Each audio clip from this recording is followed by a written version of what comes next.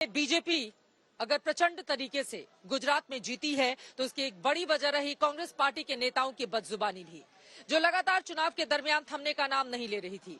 गुजरात से निकलकर ये बदजुबानी पहुंच चुकी है मध्य प्रदेश। अगले साल वहां पर होने हैं विधानसभा के चुनाव, लेकिन आपको बताते चले नेताओं की बदजुबानी रुकने का नाम अब वहां पर भी नहीं ले रही। इसको लेकर आज पूरे दिन किस तरह से होता रहा है घमासान बीजेपी और कांग्रेस पार्टी के नेताओं के बीच में, उसको बताती हुई अब हमारी अगली रिपोर्ट।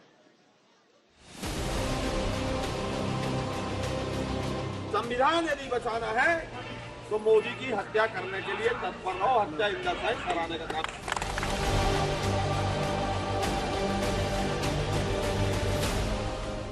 कहते हैं तीर कमान और बात जुबान से निकल जाए तो वापस नहीं आती, और एमपी कांग्रेस के नेता की जुबान से ऐसा बयान निकला है, कोई सफाई काम नहीं आ रही है। बयान को लेकर सियासत गरमा रही है।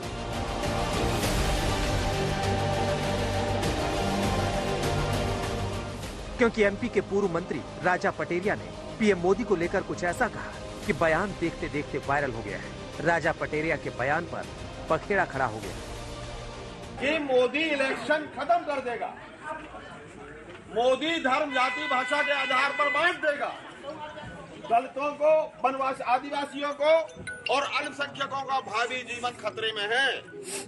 संविधान यदि बचाना है तो मोदी की हत्या करने के लिए तत्पर रहो, हत्या इंदर कराने का काम।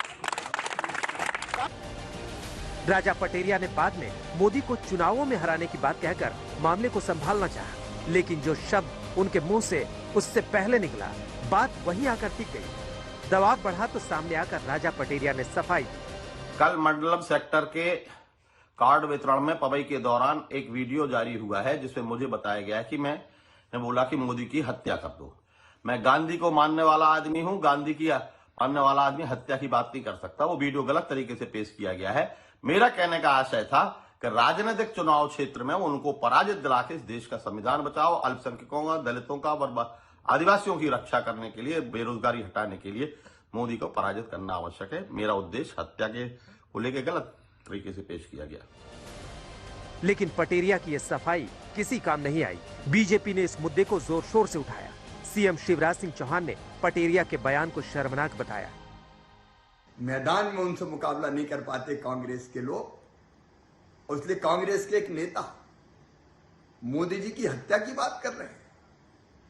यह विद्वेष की पराकाष्ठा है,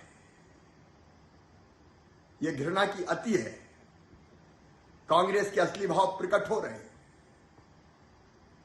लेकिन ऐसी चीजों को सहन नहीं किया जाएगा। एफआईआर की जा रही है और कानून अपना काम करेगा। एमपी के गृह मंत्री नरोत्तम मिश्रा ने राजा पटेरिया के खिलाफ एफआईआर का निर्देश दिया। राजा पटेरिया के बयान को कांग्रेस की सोच से जोड़ दिया। स्पष्ट हो रहा है कि अब ये महात्मा गांधी की कांग्रेस नहीं है, उन्होंने खुद ही समाप्त कर दिया था आजादी के बाद। ये इटली की कांग्रेस है और इटली की मानसिकता मुसोलिनी वाली रहती है। जिस तरह से उनकी यात्रा में स्वरा भास्कर, कन्हैया कुमार, सुशांत जी चल रहे हैं ना, उससे भी स्पष्ट हो जाता है माननीय प्रधानमंत्री जी के खिलाफ इस बेहद आपत्तिजनक बयान जो माननीय पटेरिया जी ने किया है। मैं तत्काल एफआईआर कराने का एसपी को निर्देश दे रहा हूं। बयान को लेकर लड़ाई सियासी मोर्चे पर छिड़ चुकी थी। राजा पटेरिया ने खुद को गांधीवादी कहकर अपना बचाव किया, लेकिन बीजेपी के तमाम नेता और मंत्री उनके बयान के लिए गांधी परिवार को निशाने पर ले रहे थे। कांग्रेस के खूनी इरादे पहली बार उजागर नहीं हुए हैं। कांग्रेस के निशाने पर नरेंद्र मोदी बार बार इसलिए रहे क्योंकि नरेंद्र मोदी ही विकास को नए स्तर पर परिभाषित कर रहे हैं राष्ट्र भर में। प्रश्न ये उठता है कि गांधी खानदान ने क्या मोदी का मर्डर सैंक्शन किया है? अगर राजा पटेरिया अपने आप को विक्षिप्त घोषित भी कर दें, तब भी वो इस अपराध से बचने नहीं चाहिए। मैं मध्य प्रदेश सरकार से निवेदन करता हूं कि तुरंत और शीघ्र सख्त कार्रवाई राजा पटेरिया के खिलाफ की जाए। हाल ही में हुए गुजरात चुनाव में पीएम मोदी पर आपत्तिजनक बयानों का मुद्दा जोर शोर से उठा था। कांग्रेस नेता मधुसूदन मिस्त्री ने मोदी की औकात बताने की बात कही थी। कांग्रेस अध्यक्ष खड़गे ने तो रावण से पीएम की तुलना कर दी। बयानों की सियासी बवाल में राजा पटेरिया एक कदम और आगे बढ़ गए, जिस पर संग्राम जल्द थमने वाला नहीं। भोपाल से हेमेंद्र शर्मा के साथ रवीश पाल सिंह, आज तक।